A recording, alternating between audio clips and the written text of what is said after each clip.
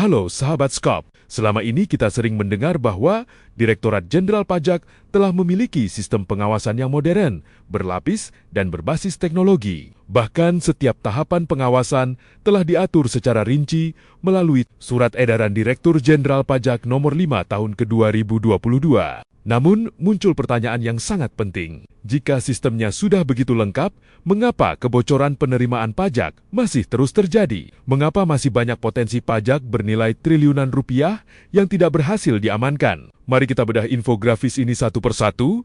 Tren penerimaan pajak, di sisi kiri infografis terlihat tren penerimaan perpajakan selama 4 tahun terakhir. Secara nominal, memang terjadi peningkatan dari tahun 2022 hingga ke 2024. Namun kenaikan tersebut relatif terbatas, rata-rata kurang dari 5% setiap tahun. Padahal ekonomi Indonesia terus bertumbuh, transaksi digital meningkat pesat, jumlah wajib pajak bertambah, dan aktivitas usaha semakin luas. Artinya, terdapat ruang yang sangat besar untuk meningkatkan penerimaan negara apabila pengawasan berjalan secara optimal. Karena itu, pemerintah memasukkan penguatan pengawasan sebagai salah satu strategi utama reformasi perpajakan. Di tingkat pusat, Kantor Pusat DJP menyusun kebijakan nasional, kemudian kebijakan tersebut diterjemahkan menjadi strategi di tingkat kantor wilayah dan kantor pelayanan pajak. Dari proses inilah disusun daftar prioritas wajib pajak yang akan diawasi. Dengan kata lain, sistem sebenarnya telah menentukan siapa saja yang memiliki risiko tinggi.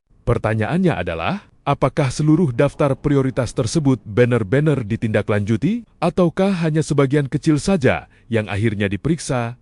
Tahap kedua, pelaksanaan pengawasan. Bagian berikutnya menjelaskan inti proses pengawasan. Tahap ini terdiri dari 3 proses besar.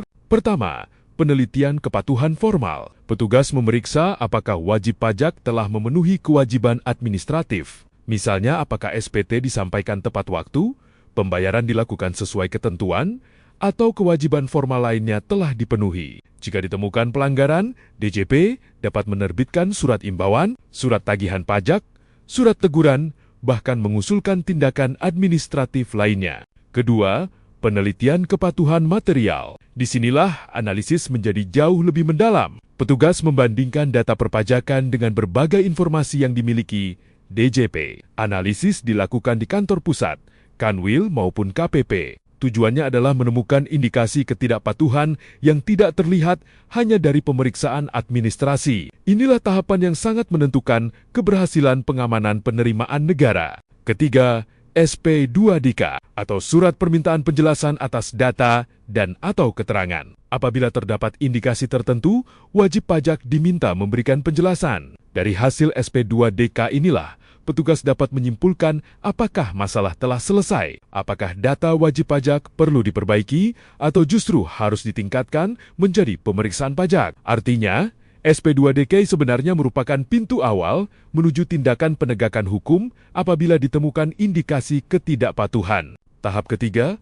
pemantauan dan evaluasi. Tahap terakhir adalah monitoring. Setiap pelaksanaan pengawasan seharusnya dipantau secara berkala, bukan hanya oleh kantor pusat, tetapi juga oleh kantor wilayah dan kantor pelayanan pajak. Evaluasi dilakukan setiap triwulan. Yang dipantau bukan hanya jumlah kegiatan pengawasan, tetapi juga hasilnya. Berapa tambahan penerimaan yang berhasil diamankan, berapa tindak lanjut yang telah selesai, dan apakah strategi pengawasan benar-benar efektif? Dengan kata lain, sistem ini sebenarnya memiliki mekanisme pengawasan berlapis.